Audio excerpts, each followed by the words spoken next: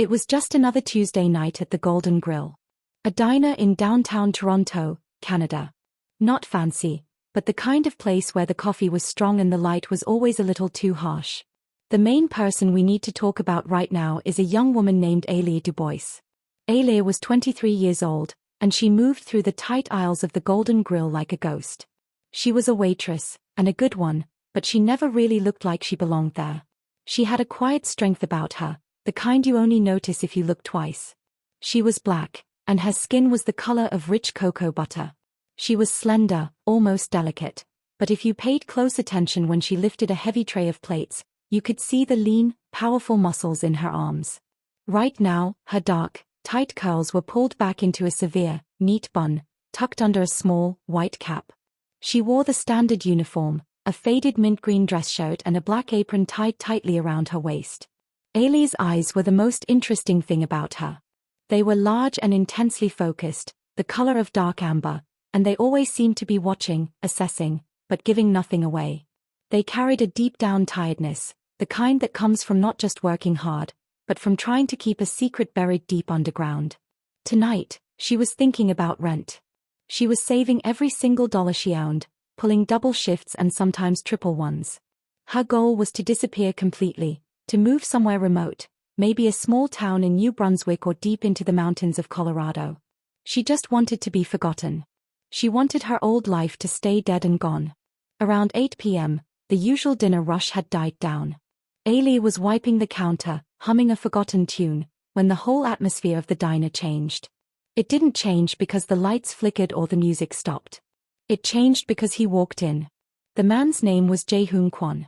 If fear had a face and a tailored suit, it would look exactly like Jae-hoon.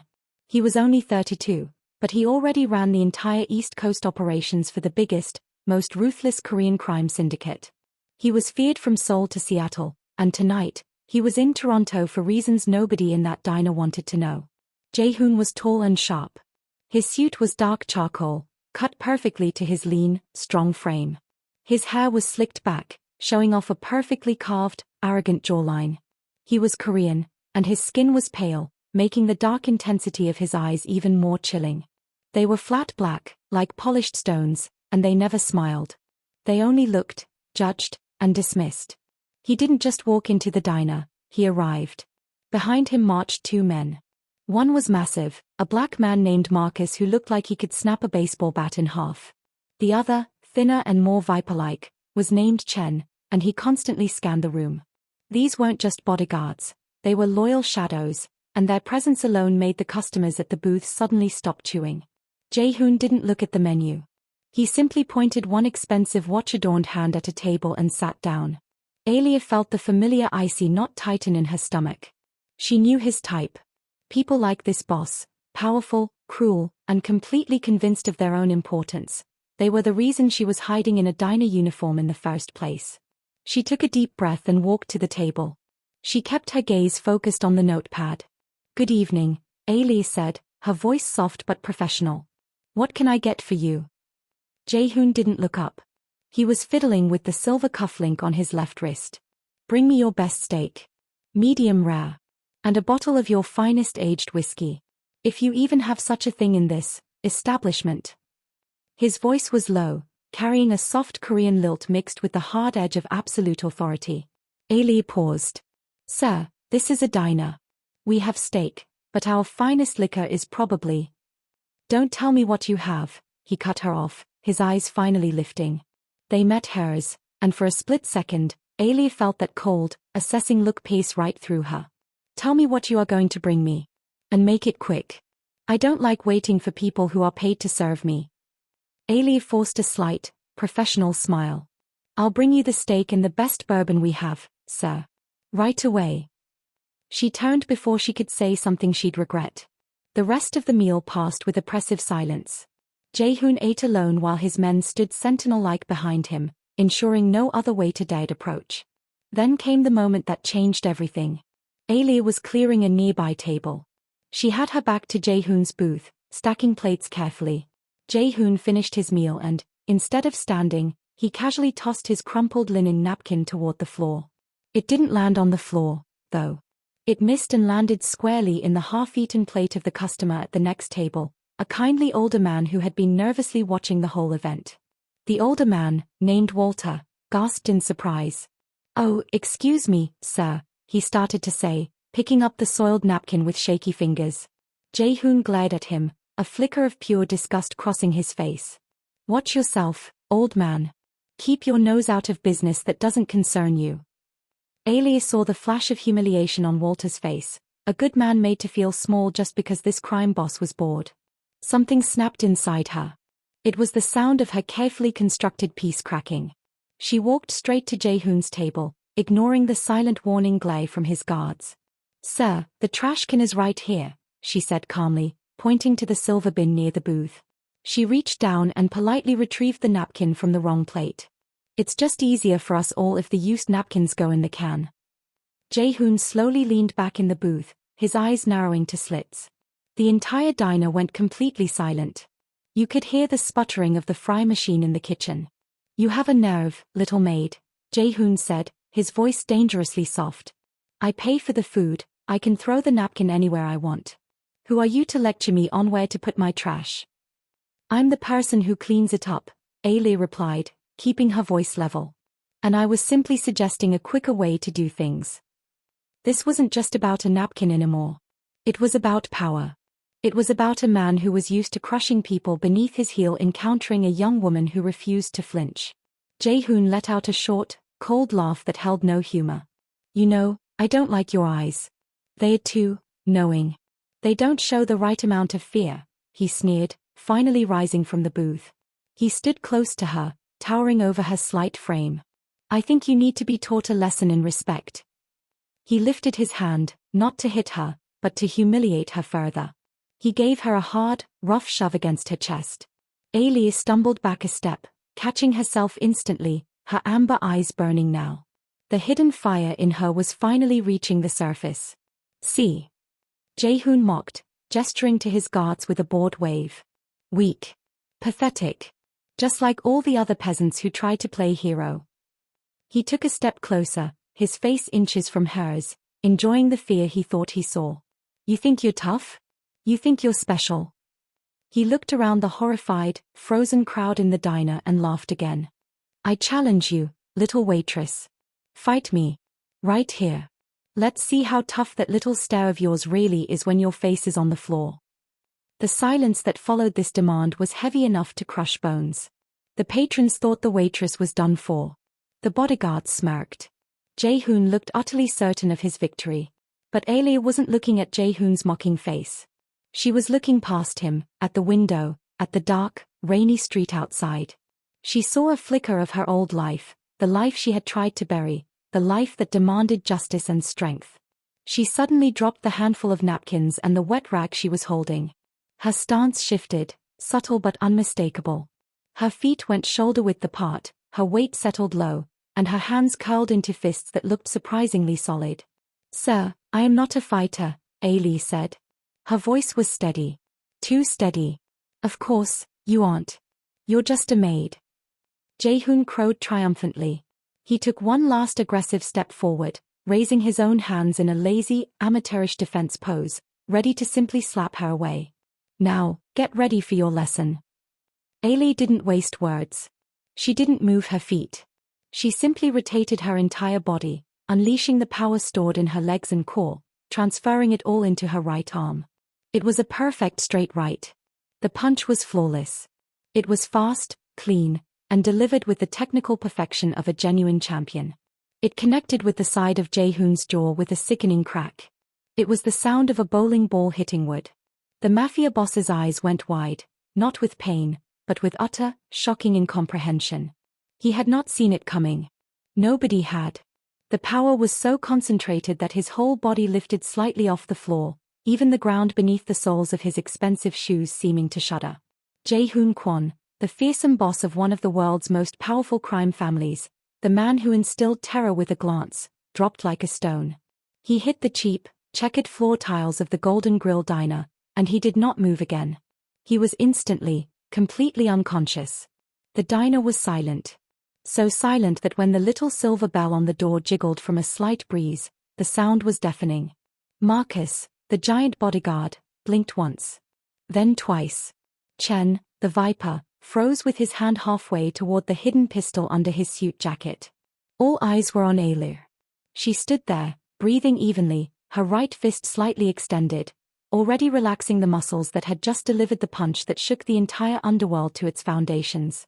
Her amber eyes held no triumph, only a deep, weary regret.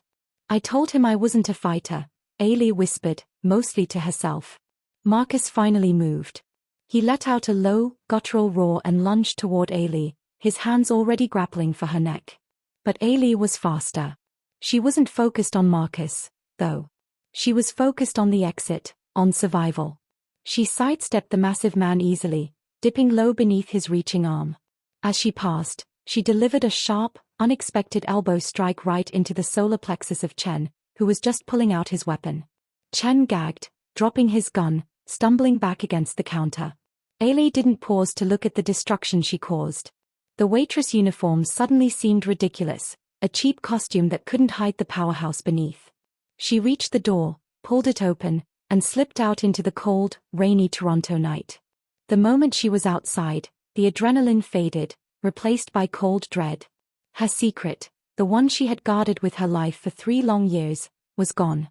Shattered by one moment of necessary, reckless violence. She knew she had done the right thing for Walter, the old man, and for the last scrap of her own dignity. But she also knew exactly what she had done to herself. She hadn't just knocked out a man, she had declared war on an empire. She was running now, her apron flapping behind her, the rhythm of her feet a familiar drumbeat of panic. She was running from a life that had finally found her. As she sprinted down the dark alley, the only sound was the rain and the distant siren of a police car, maybe called by a witness in the diner. The quiet waitress was gone. The champion, the fighter, was back. And she was in more trouble than she had ever been in her life. Ailu didn't stop running until she reached the relative safety of her apartment building. It wasn't much, a tiny, cramped space in a rundown part of the city, but it was her safe house. At least, it had been. She reached her front door, fumbled with the key, and slammed the door shut behind her, leaning against the cold wood, gasping for breath. The rain had soaked her uniform, and her hair bun had come loose, the tight curls now spilling messily around her face. Inside the small apartment, the only light came from a single, bare bulb hanging from the ceiling. There was a worn couch, a small kitchen area with cracked tiles, and a cheap mattress on the floor in the corner that served as her bed. She walked over to the tiny, rusty sink and splashed cold water on her face. As she looked into the mirror, she saw the exhaustion, but beneath it, she saw a spark that had been missing for years. The boxer was awake. Ailu knew the rule: when you fight a king, you must be ready for the entire army to come for you. And Jae-hoon Kwon was definitely a king.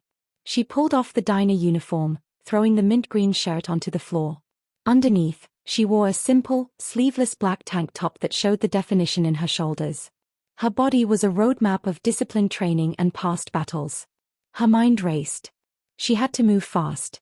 She had maybe an hour, tops, before Jae-hoon's men woke him up or before they realized who had hit him. They would tear that diner apart, find her address on the employee file, and be knocking down this door.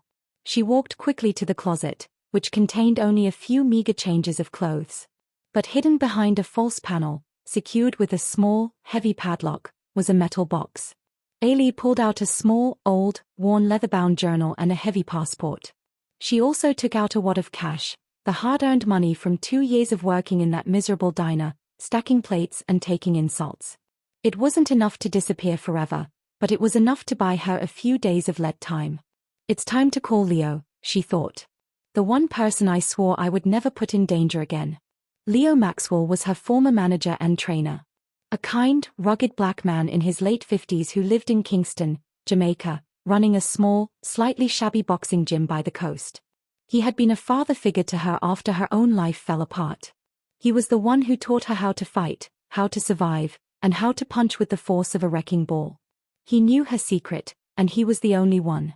She reached for her old, beaten-up flip phone, the kind that couldn't be tracked, and hesitated. Making that call was not just asking for help, it was dragging Leo into the crosshairs of the Korean Mafia. But she had no choice. She was already dead if she stayed. Her fingers trembled slightly as she dialed the well-remembered number. It rang 3 times before a gruff, familiar voice answered. Hello? Who is this? If this is about the gym rates, call back after 8, man, Leo grumbled, his Jamaican accent thick and warm. Leo, it's me. It's Ailey, she whispered into the phone. The voice on the other end went instantly, chillingly quiet. The warmth vanished. Ailey. Oh, God, Ailey. I told you never to call this number unless the worst happened. What happened? Tell me what happened, child. His voice was laced with deep concern and fear. Ailey closed her eyes, forcing herself to be calm, professional. The fighter had to talk, not the waitress. I broke the rule, Leo. I had to. Someone challenged me. A very powerful someone. A Korean man. Mafia, I think. Very dangerous. I knocked him out cold, Leo. In a crowded place. They saw me. A long, painful silence stretched across the thousands of miles between them. You broke the rule. You used the right hand, Leo said, his voice flat with realization. You know what this means, right? Everything we worked for, all the hiding.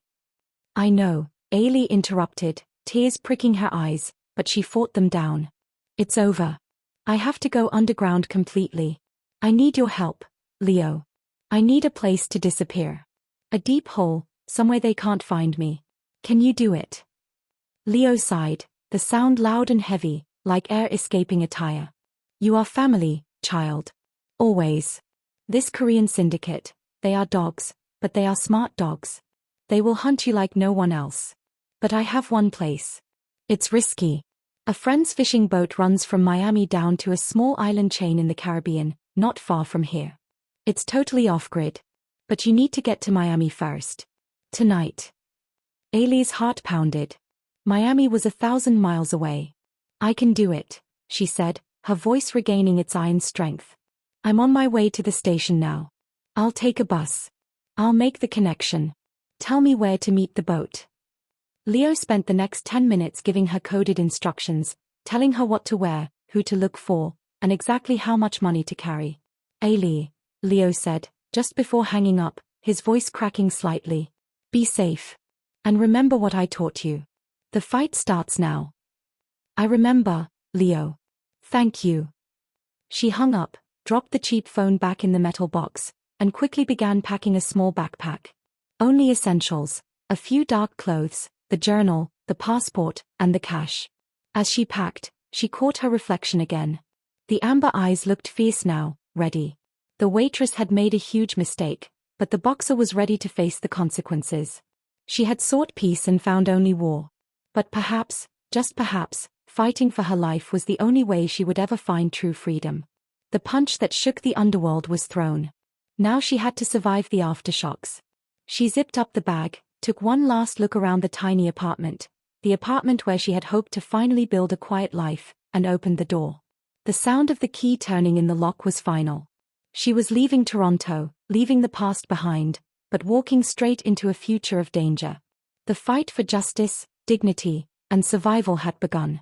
Hope was a flicker, but it was enough to keep her moving. Ailey Dubois had only one real plan, run.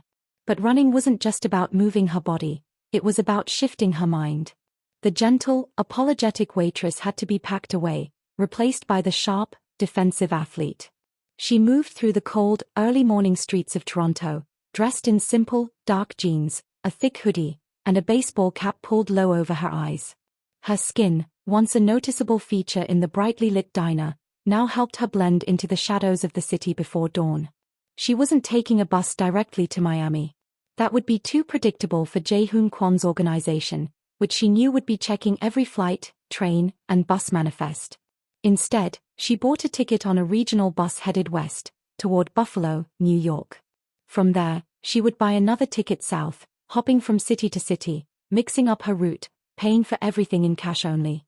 She was trying to become a ghost, using the vast, anonymous network of North American travel.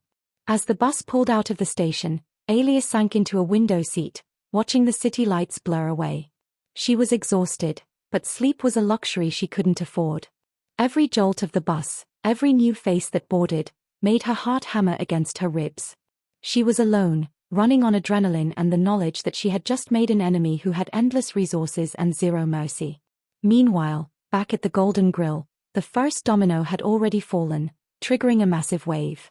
A young man named Ricardo, who usually washed dishes in the kitchen, had been sitting at the counter trying to sneak in a quick bite when the whole confrontation went down. Ricardo was 19, small, nervous, and obsessed with social media. He wasn't thinking about crime syndicates or consequences, he was thinking about clicks. His phone had been recording everything, from the moment Jae-hoon shoved Ailey, to the split-second flash of her punch, to the heavy, unbelievable thud of the boss hitting the floor. The video was shaky, but the sound, that shocking crack, was crystal clear. Ricardo called the file, with the casual creativity of his generation, Waitress One Punch KO, Mafia Boss Edition. He uploaded it immediately, tagging the location and every popular hashtag he could think of. By the time Ailey's bus was halfway to Buffalo, the video already had tens of thousands of views and was starting to spread like wildfire. The first major person the video reached was Jae-hoon Kwon. He was not in the hospital, as many might expect. His bodyguards, Marcus and Chen, had dragged his unconscious, humiliated form into the back of a black SUV and sped away to a private, luxury home outside the city. Jae-hoon woke up in a guest room, his head pounding with a pain he hadn't felt since he was a teenage street fighter. He touched his jaw. It was swollen, tender, but thankfully not broken. The pain was physical, but the injury to his pride was catastrophic. He sat up, his eyes burning with cold rage. Marcus and Chen stood before him, pale and nervous. Who was she? Jae-hoon's voice was a low, terrifying growl. Marcus, the larger man, swallowed hard. Her name is Ailey Dubois, boss. Waitress. Part-time. We got her file from the manager. Lives in the city. When we went to her apartment, it was empty. Cleaned out. She's gone. Jae-hoon didn't need to ask if they had found the diner video. The look on his guards' faces told him the world knew. He reached for the phone Chen was holding out and watched the 30-second clip. He watched the casual insult, the confident swagger of his past self, and then the flash of power, the perfect rotation, the textbook technique. He watched himself fall like a sack of rice. He watched it 3 times. The blood drained from his face, leaving only fury behind. She is not a waitress, Jae-hoon stated, his voice now dangerously calm. She is trained. That was not luck. That was a specialist. A professional. He looked at Marcus, his face expressionless. Find her. Now. Use every connection. Every camera. Every dollar. I don't care if she's hiding on the moon. Bring her to me. And Marcus. Jae-hoon leaned forward, the black eyes pinning his guard. I don't want her killed. I want her broken. I want her to understand the cost of embarrassing Kwon Jae-hoon. The hunt was officially on. Jae-hoon's network, which spanned 3 continents and included corrupt officials, hackers, and countless eyes on the street, began turning the city inside out. But the video wasn't just interesting to the people Jae-hoon controlled. It had, as the title suggests, gone viral in the wrong circles. In a penthouse office overlooking the lights of Manhattan, a woman was watching the video on a massive screen.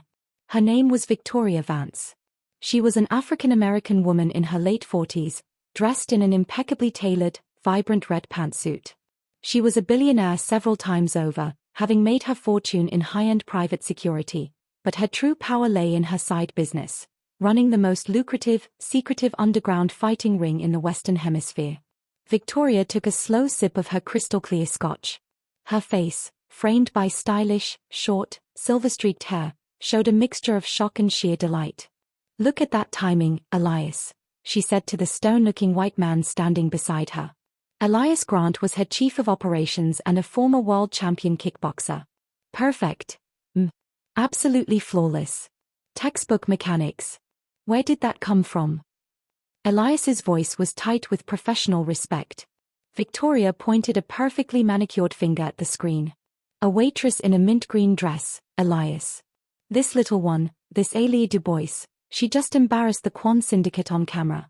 That kind of skill doesn't come from a weekly boxercise class. She smiled, a slow, predatory curve of her lips. She's running, naturally. The Kwon family won't let this go. They will hunt her down. But if we find her first, imagine what she could do in the ring. She is fast. She is powerful. She is marketable. Victoria Vance picked up her phone. Start digging, Elias. I want to know everything about Ailey Dubois. Her history, her past fights, her training. I want her to disappear into my network before Jaehoon's dogs can get their teeth into her. As the world debated the identity of the mysterious waitress, Ailey was enduring a cramped, smelly 15-hour bus ride, trying to look like nothing more than a student catching up on sleep. She arrived in the middle of Pennsylvania at a sprawling bus depot, a neutral ground where she hoped to melt away again. She knew she couldn't risk another big bus line. She needed to go smaller. She found a dingy, cash-only rental car place a few blocks from the depot. The owner was a kind, sleepy-eyed woman named Martha, who didn't ask any questions as Ailey paid a huge sum of cash for a beat-up sedan. Ailey started driving south. She drove for hours, pushing herself, letting the highway lines blur into a hypnotic rhythm. She changed her clothes inside a truck stop bathroom, swapping the hoodie for a plain black long-sleeve shirt and pulling her hair into 2 tight braids. Every change was meant to disrupt the image Jaehoon's network would be looking for. She knew they would be looking for a black woman in her 20s, maybe heading toward a major southern city. That much was unavoidable. But she was relying on the fact that her history, her past as a competitive fighter, was so well buried, so deeply guarded by Leo, that it wouldn't be easy to uncover. Around midnight, somewhere in North Carolina, she stopped at a deserted gas station to fill the tank. As she was pumping gas, she saw a large, expensive-looking black sedan, the kind that didn't belong in this dusty, rural area, pulling up slowly across the street. Ailey's training kicked in. She didn't look directly at the car, but her peripheral vision tracked every movement. The car stopped, and 2 men got out. They were both Asian, wearing dark suits, and they had the telltale bulk of professional muscle. They weren't looking at her yet, but they were scanning the street methodically. Ailey instantly recognized the expensive tailoring and the cold, focused attention that signaled Jaehoon's crew. They had found her faster than she thought. They must have checked her bus ticket destination and were simply setting up checkpoints on the major route south. Panic tried to grip her, but she crushed it instantly. Panic was death. She finished pumping the gas, moving with forced calmness. She paid for the gas and a bottle of water inside the station, her heart rate spiking, but her face a mask of bored exhaustion. As she got back into her rental car, she heard one of the men across the street talking loudly into a phone in clipped Korean. She didn't understand the words, but the tone was aggressive, urgent. She pulled out of the station slowly, resisting the urge to slam the accelerator. She had to blend in, appear like any other tired traveler. She drove for 5 tense minutes down the highway until she saw a small, barely visible dirt road cutting off into a thick patch of woods. It was a terrible road, but it was salvation. Ailey didn't hesitate. She hit the brakes, signaling a turn onto the main road, but then swerved hard, taking the little sedan bouncing and rattling onto the dirt track. The woods closed in immediately, swallowing the car in darkness. The tires spun on the loose earth, but she kept the speed manageable. She checked her rearview mirror. Sure enough, the black sedan had seen her move and was now trying to follow, the car's expensive suspension struggling with the rough terrain. She wasn't trying to outrun them completely yet. She was trying to shake them long enough to lose the easy trail. She drove for what felt like an eternity, the road getting rougher until it became almost impassable. Finally, she stopped the car deep within the woods, turned off the engine, and cut the headlights. Silence descended, thick and absolute.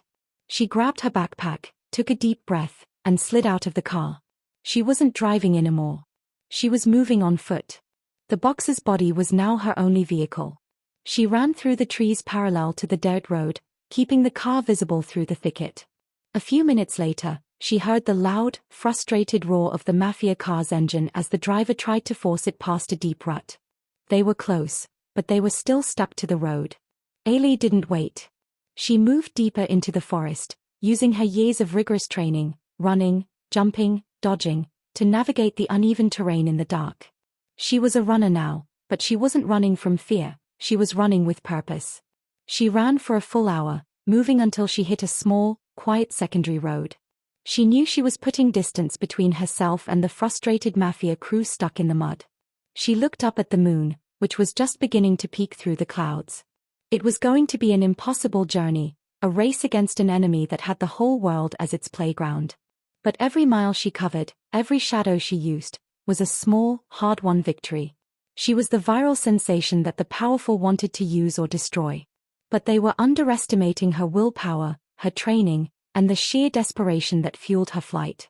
She was heading toward the sun, toward Jamaica, toward the only friend she had left, carrying the weight of the entire underworld on her shoulders. Her fate was now tied to that single, perfect punch. She was bruised, tired, and terrified, but she was alive, and she was fighting. Hope, just like the dawn, was rising slowly in the east, urging her forward. The humid, heavy air of Miami felt like a wet blanket compared to the cold snap Ailey had left behind in Toronto. She had survived the long, tense journey south, ditching the rental car in Georgia and covering the final miles with a mix of shared rides and walking, always paying in small, untraceable bundles of cash. Miami wasn't a place for hiding, it was a place for showing off. The energy was too loud, the sun too bright, and the people too focused on fast, easy money. This was exactly why it made a good temporary cover. In a city this busy and this loud, a quiet person could easily disappear into the background noise, like a single grain of sand on a vast, busy beach. Ailey needed cash and a way to stay close to the water, where her rendezvous with Leo's contact was scheduled to take place. She quickly found work at a busy, run-down seafood shack right near the docks. It was called Captain Cal's, and it specialized in cheap fried fish and greasy hush puppies. She wasn't serving tables this time, though. She was a cleaner. She had shed the mint green uniform and adopted a new one, faded blue jeans, an oversized gray t-shirt, and a perpetually weary expression. Her hair was now often hidden beneath a bandana, and she wore cheap, thick-rimmed glasses that obscured the intensity in her amber eyes. She looked like a tired student working a summer job to pay for textbooks. Her new boss, a heavy-set, exhausted man named Raoul who was always wiping sweat from his brow, didn't care about background checks. He cared that she showed up on time and scrubbed the grease out of the fryer vents without complaint. This was her new routine. She arrived at 6 a.m., mopped floors slick with fish oil, took out the steaming trash, and scrubbed counters until her arms ached. She was the definition of invisible. And she played the part perfectly. If a cook snapped at her, she nodded and apologized softly. If Raoul barked an unreasonable order, she dropped what she was doing and obeyed instantly. She never argued, never pushed back, and never made eye contact. She was the personification of the title, the waitress who never fights back. It was a total lie, but it was the only thing keeping her alive.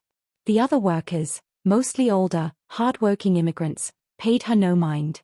They saw a shy girl, quiet and dedicated. They couldn't know that the girl who was scrubbing dried ketchup off a booth cushion was the same one who had put a feared mafia boss to sleep with a single blow. Ailey's only true sanctuary was the cramped, hot room she rented above a dilapidated laundromat several blocks away. The room smelled permanently of bleach and mildew, but it had a lock on the door and a window that overlooked a fire escape.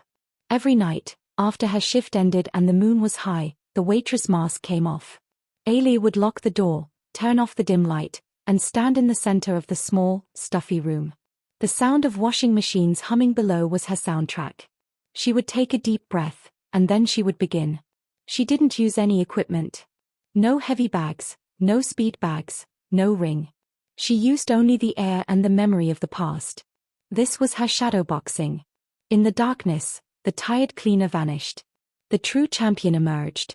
Her feet started moving, silent and quick, sliding across the cheap linoleum floor. Her body became a coiled spring of controlled energy. It was a beautiful, terrifying dance. Jab, jab, cross. The punches were sharp and fast. They weren't just movements, they were surgical strikes. She moved her head, weaving and slipping with the fluidity of water, dodging ghost opponents only she could see. Her form was flawless, taught by years of relentless training under Leo's watchful eye. Every muscle, from her strong calves to her shoulders, moved in perfect harmony. The air around her would snap with the force of her strikes. She wasn't fighting an imaginary man, she was fighting the fear, the guilt, and the impossible situation she was in. Tonight, as she pivoted perfectly and delivered a ferocious combination, a deep tremor of pain shot through her soul, momentarily breaking her focus. The memory was immediate and visceral, brought on by the familiar rhythm of the fight. She saw the bright, blinding lights. She smelled the thick, metallic tang of the arena. She heard the roar of 10,000 people, all screaming her name, Alia the Apex Du Bois. The memory wasn't of winning. It was of loss. A devastating, life-altering loss. It was 3 years ago, at Madison Square Garden. She was 20, undefeated, and fighting for the world title she felt she was born to hold. She was fighting a cruel, relentless opponent named Serena. In the final round, Ailey had landed a knockout blow. The bell rang, the crowd erupted, and Ailey raised her arms in triumph. But when she looked across the ring, she saw Serena stumble, not just from the punch, but from a sudden, sharp, inexplicable look of agony. Days later, Ailey learned the devastating truth. Serena, who had pushed herself too hard to make weight, collapsed from a severe complication caused by dehydration and the final blow. Serena survived, but the damage was permanent. Her career was over. Her life was fundamentally changed. Ailey was cleared by every commission. It was an accident. It was the risk of the sport. But to Ailey, it was a tragedy, and it was her fault. She had chased the glory, and another person had paid the ultimate price. That was the night she quit. That was the night she gave up the title, the money, the fame, and the future. She made a vow: I will never raise my hands in violence again. That vow was what she was running from now. That single, necessary punch she threw at Jae-hoon Kwon had saved an old man's dignity, but it had shattered her self-imposed exile. Exhausted, Ailey finished the routine, her breathing ragged but controlled. She leaned against the damp wall, her body glistening with sweat, the smell of bleach mixing with the scent of her exertion. You're still the best, Apex, she whispered into the darkness, using the fighting nickname she hadn't spoken aloud in years. While Ailey was fighting her ghosts, the real threats were closing in on Miami. Jae-hoon Kwon's network had managed to trace Ailey's bus connections and the rental car drop-off point. They knew she was in the southeast. They had operatives working the ports, the airports, and the major shipping hubs in Florida. Jae-hoon wasn't messing around, he was pouring millions into finding her, fueled by his unbearable shame. One of his agents, a clean-cut man named Minho who specialized in tracing digital footprints, was sitting in a high-rise Miami hotel room, looking at the city's network of cameras. We have a positive match, boss, Minho reported over a secure line to Jae-hoon, who was now in a temporary office in New York. She's using all cash. No credit cards. But one of her old social media contacts, a low-level acquaintance from Toronto, posted a blurry photo of a girl looking just like her, near a dockside seafood place here in Miami yesterday. She was wearing an oversized gray shirt. The place is called Captain Cal's. Jae-hoon's voice was cold steel. A seafood shack. Perfect. Send 2 teams. 1 to observe, 1 to secure. I want her alive, Minho. And I want the operation quiet. No more viral videos. Meanwhile, Victoria Vance's team was also making progress, but in a different way. Elias, Victoria's chief of operations, was using old-school boxing connections. He had traced Ailey's fighting history back to a single gym in Toronto and, more importantly, to her former trainer, Leo Maxwell, who lived in Jamaica. We can't find her, but we know where she's going, Elias told Victoria, who was now relaxing on her yacht off the Florida coast. She trained under Leo Maxwell. They are close. Leo runs a gym in Kingston. We believe she is heading to the Caribbean, possibly Jamaica, to hide out with him. Victoria smiled, adjusting her designer sunglasses. Brilliant, Elias. The sea is a much better place for hunting than the streets. Focus on the ports of departure. See if you can find the boat she's taking. I don't want to fight the Kwon Syndicate over her.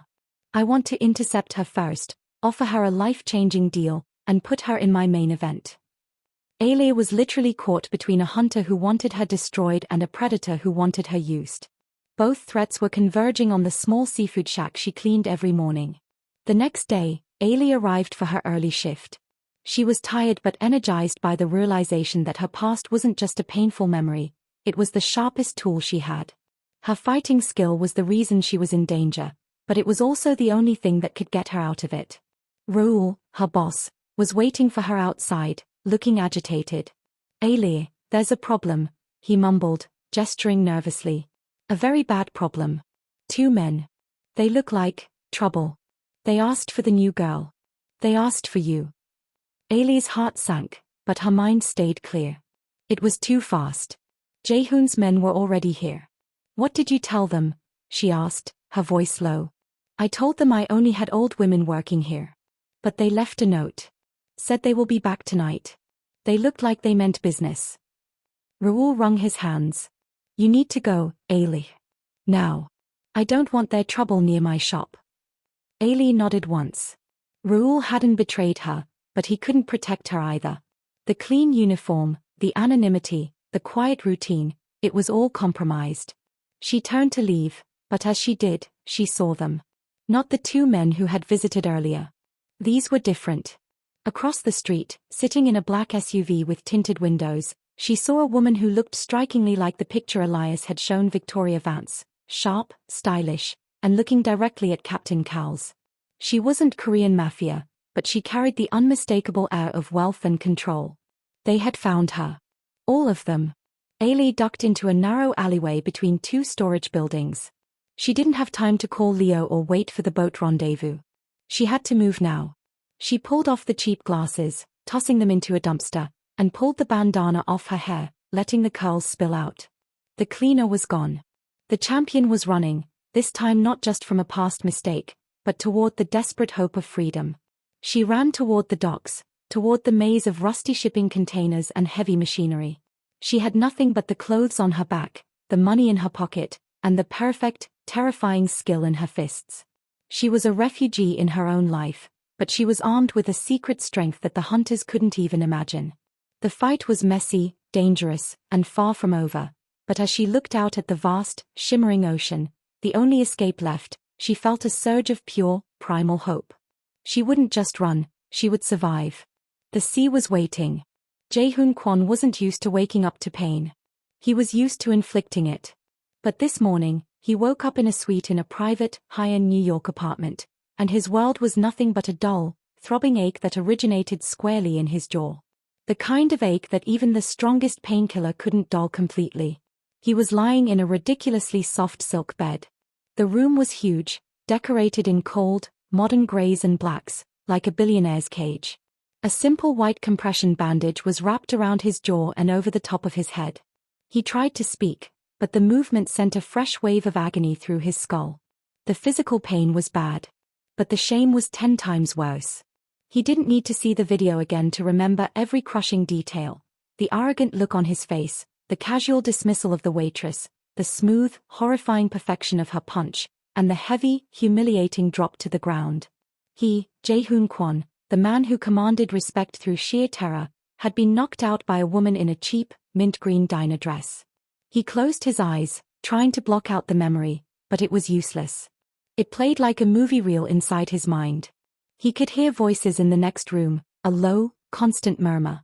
It was Marcus and Chen, along with Minho, the tech specialist. They thought they were being quiet, but Jaehoon's ears were trained to hear disrespect even in silence.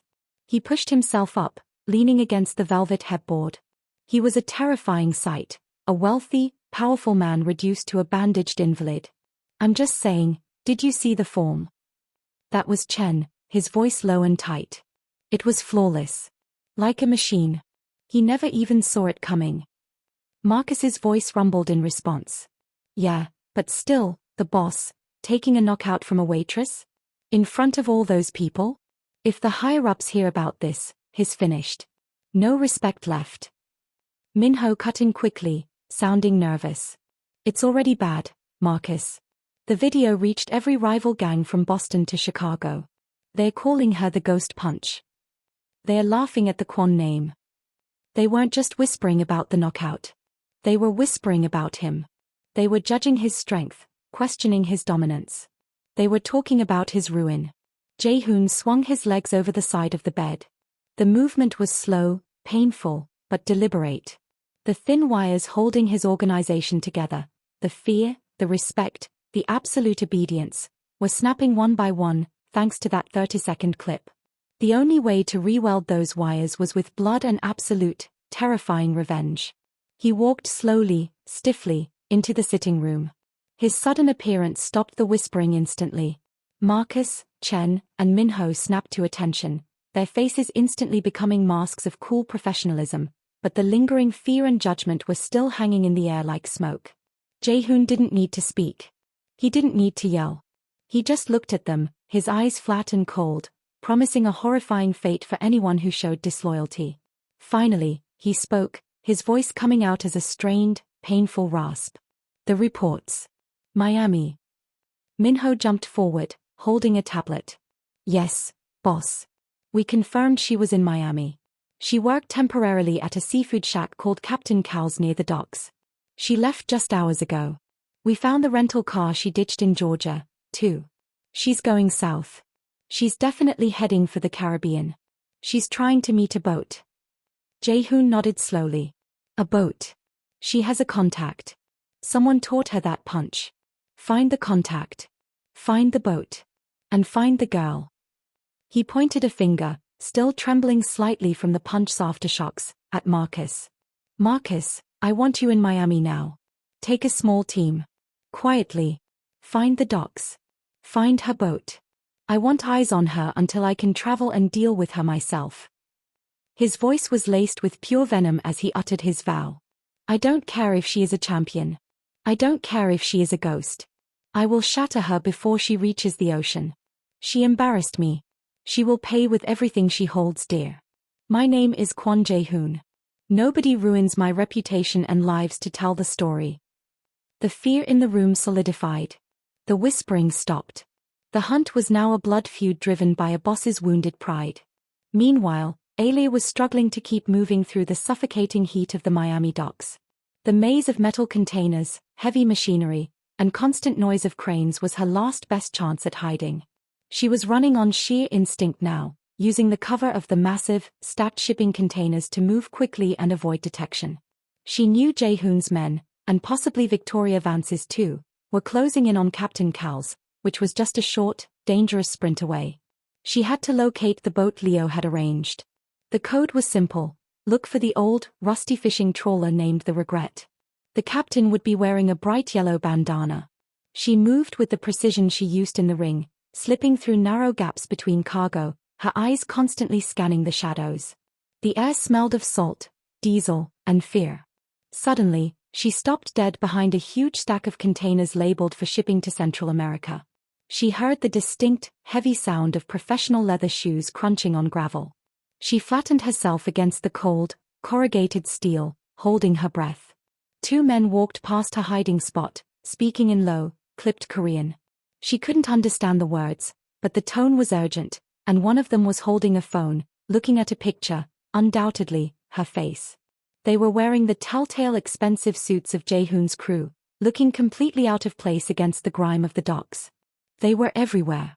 The net was tightening. Ailey allowed herself a small, silent moment of pure terror. She was one person against an army of resources and hatred. Her freedom, her life, depended entirely on finding one specific, beat-up boat among 1,000 others. She watched the men move toward the main pier where the larger vessels were docked, searching the ships' names. That was her chance. She knew Leo wouldn't use a large freighter, he would use a small, fast vessel that could slip away unnoticed. She headed in the opposite direction, toward the smaller, less used fishing piers. This entire saga, the desperation, the running, the fear, all came down to one truth: skill saves lives. Without the years of brutal training, without the strength she had tried to abandon, she would have been captured or killed hours ago. The training was her only ticket to survival. We are now right in the middle of this high-stakes escape. Ailey is using everything she learned in the boxing ring to navigate the most dangerous maze in her life. It makes you wonder, if you were in her shoes, what skill you would rely on to survive. Ailey reached the fishing pier. It was rickety, smelling strongly of old fish and salt water. There were dozens of small boats tied up here, bobbing gently in the murky water. Her heart pounded as she scanned the vessels. The Regret. She had to find the Regret. She passed a sailboat named Ocean Dream, a small trawler named Sea Spray, and then, almost hidden behind a mountain of fishing nets, she saw it. It was exactly as Leo described: old, rusted, and looking barely seaworthy. Painted on the stern in faded blue letters was the name, The Regret. Relief washed over her, so intense it almost made her dizzy. But she wasn't safe yet. She quickly scanned the deck. A figure was bent over the boat's engine hatch, tinkering with a wrench. The figure was short and stocky, wearing old, faded denim overalls, and tied around their neck, partially tucked into the shirt, was a flash of bright yellow bandana. Ailey didn't hesitate. She walked quickly down the pier, her footsteps light despite her exhaustion. "Excuse me," she said softly, approaching the figure. "Are you the captain of this vessel?" The person slowly straightened up. It wasn't a man, but a tough-looking woman in her mid-50s, her skin tanned and weathered by the sun, her eyes sharp and intelligent. The woman didn't smile. She just looked Ailey up and down, taking in the tired eyes, the faint bruise on her cheek, and the backpack that screamed fleeing. "That depends," the captain said, her voice rough, like gravel. "Are you bringing the sun back to Jamaica?" That was the second part of the code word. It meant, "Are you the fighter Leo sent?" "I am," Ailey said, letting out a breath she didn't realize she was holding. "I am bringing the sun." The captain's expression finally softened, though only slightly. She knew the danger they were in, Leo would have told her. "Then get on board, girl. We're already late. We've got company closing in on the main pier. They look like the kind of trouble that pays well for information, and I don't like those odds." The captain dropped the wrench and gestured toward the small cabin. "I'm Captain Maria. Get below deck. Don't make a sound until we're out of the harbor." Ailey climbed aboard the trawler, the deck swaying gently beneath her feet. It was dirty, cramped, and smelled strongly of bilge water and fish, but it was the most beautiful thing she had seen in days. It was her salvation. Captain Maria quickly moved to the wheelhouse, throwing the engine into gear. The boat sputtered, coughed, and finally roared to life, pulling slowly away from the dock. Just as the Regret was making its turn out of the fishing pier and into the wider harbor channel, Ailey risked one look back. She saw them. 4 black sedans, pulling up rapidly to the main pier, Jaehoon's men spilling out, flooding the area where the large ships were docked. Marcus, the giant bodyguard, was clearly visible, pointing frantically at the names of the big vessels. They were looking in the wrong place. They had missed her by seconds. Ailey sank down onto the floor of the cabin, the sounds of the powerful engine filling her ears. She was bruised, exhausted, hunted, and now sailing toward an uncertain future. But for the first time since that terrible night in the diner, she felt a profound sense of hope. Justice, in the form of a quiet escape, had won the first round. The sea was dark and vast, but she was free, at least for now, and headed to the only home she had left. Back in the cold, opulent silence of his New York suite, Jaehoon Kwon was waiting for one thing: information. He wasn't waiting for an apology or a cure for his aching jaw. He was waiting for the name, the history, the weakness of the girl who had dared to touch him. His chief investigator, Min-ho, returned from Toronto looking like a man who had stared into a black hole. He stood before Jaehoon, his composure slightly rattled, which was unusual for the normally precise agent. Marcus, the bodyguard, stood nearby, sullen and silent. "Boss," Min-ho began, his voice carefully neutral.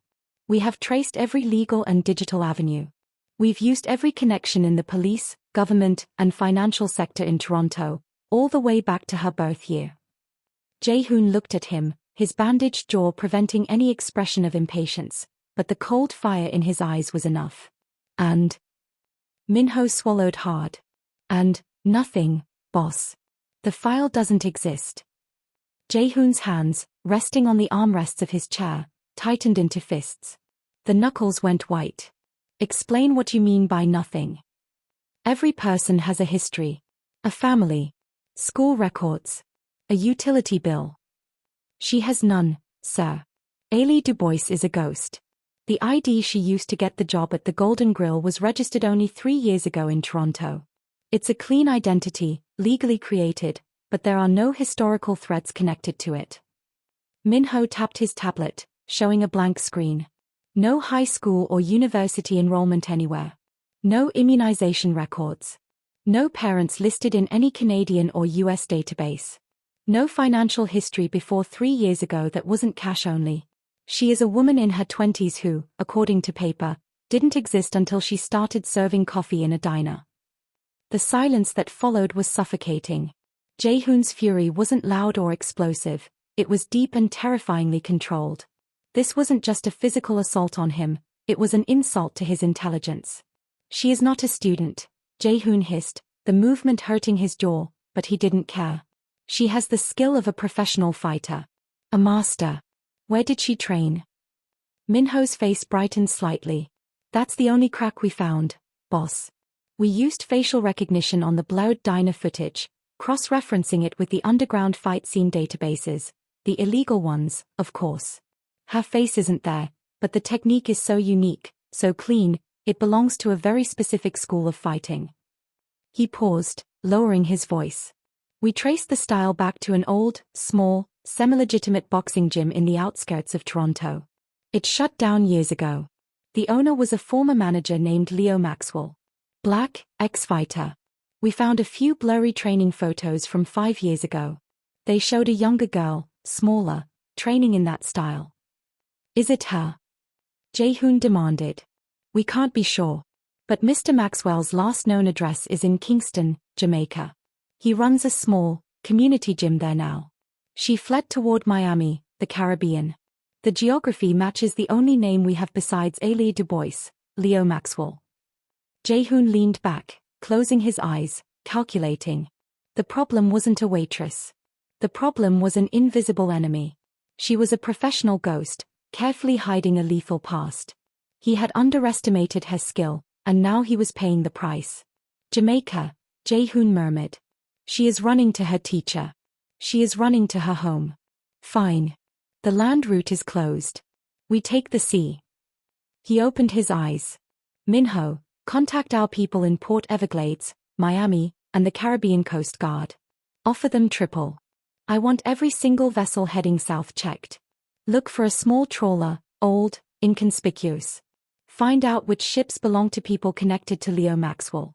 Marcus, you will fly to the Cayman Islands. Start setting up a naval intercept point. We will not let her make land. She will pay for this on the water. The quiet room hummed with the activation of a vast, lethal machine. Jae-hoon Kwon was no longer just chasing revenge, he was chasing a mystery that threatened his entire reputation. He would uncover the file that didn't exist, even if it meant destroying the entire world to do it. Far away from the cold fury of the Mafia Boss, Alia and Captain Maria were several hours out from the coast of Florida, cutting a steady, choppy path through the vast, dark expanse of the Atlantic. The regret was small and slow, but it was powerful enough to handle the rough seas. Below deck, the air was thick with the smell of diesel and damp wood. Alia was huddled in a tiny, makeshift bunk, wrapped in an old, scratchy blanket. Captain Maria was a sturdy, quiet woman who looked like she could wrestle a shark and win. Her skin was deeply lined by the sun, and she had the kind of calm eyes that had seen everything and judged nothing. Ailey watched her come down the steep ladder from the wheelhouse. Rough night tonight, kid, Maria said simply, wiping sea spray from her face. You holding up? I'm fine, Maria. Thank you. For everything, Ailey replied softly. She meant it. Maria was a silent guardian, a kind stranger risking her life for a friend of a friend. Maria sat on a nearby crate. Don't thank me. Thank Leo. He told me your family. And he said you're the strongest person he ever met. Said you just forgot how strong you were. Ailey looked down at her hands, the hands that had delivered the punch that changed everything. I didn't forget. I decided not to be strong anymore. It costs too much. Everything costs, honey, Maria said, her voice gentle but firm. Running costs your freedom. Hiding costs your life. Fighting might cost you your peace, but it might buy you your future. Ailey knew Maria didn't know the whole truth, the story of Serena, the promise she made. But the sentiment was right. The past few days had taught her that even her ghost-like existence was too much for the darkness to tolerate. She was paying the cost of hiding, and the bill was due. She decided to ask Maria a painful question. Leo said you know the business. The people hunting me. Are they checking records? Papers? They won't find anything on Ailey Dubois, but... Maria nodded slowly, confirming the terrible secret. Leo told me you became a ghost to run from your fighting past. That's smart. The Mafia, they check the easy paths first. Birth certificates, school files, bank statements. If the name Ailey Dubois is only 3 years old, they're hitting a wall of nothing. That's good. But they won't stop, Ailey stated, feeling the cold dread settle in. No, they won't. They'll switch to the hard paths, Maria confirmed. They will look for the absence of a file. They will look for connections to known figures. They will look at the people who helped you disappear. Like Leo. Ailey felt a sharp pang of guilt. I should have never called him. You had no choice. You're his family. But listen to me, kid. They will find the boxing connection. They will find Leo's old gym in Toronto. They will figure out you are a champion. And when they do, they will come for Leo, hoping you will come out of hiding. Ailey's eyes hardened. Her painful past was one thing, putting Leo in danger was another. He was the kindest man she knew. We'll be in Jamaican waters by tomorrow morning, maybe early afternoon if the current holds, Maria said, sensing Ailey's shift in mood. Leo is waiting for you in a safe place. He has a plan. He's tough, remember? But you need to be tougher. You need to stop being Ailey Dubois, the tired waitress. You need to be the apex again. That punch wasn't a mistake. It was the only honest thing you've done in 3 years. Ailey looked out the small, smudged porthole at the immense, dark ocean. It was a terrifying world, full of sharks and shadows. But it was also the path to Leo, her only protector. She knew that while the Mafia was searching for a woman with no past, they would soon find a woman with a dangerous legacy. Her true identity, the life she abandoned, was her only shield now. She lay back, closing her eyes, letting the gentle rocking of the regret lull her into a brief, exhausted sleep. She wasn't safe yet. The water was only a temporary barrier. But she was moving toward the one person who could teach her how to fight, not just for herself, but for the hope of a future where justice wasn't just a dream. She was heading home to the Caribbean, and for the first time in days, the fear was mixed with a sliver of fierce resolve. Her non-existent file was the most dangerous thing the Mafia had ever chased, and she was going to make them regret every step of the hunt.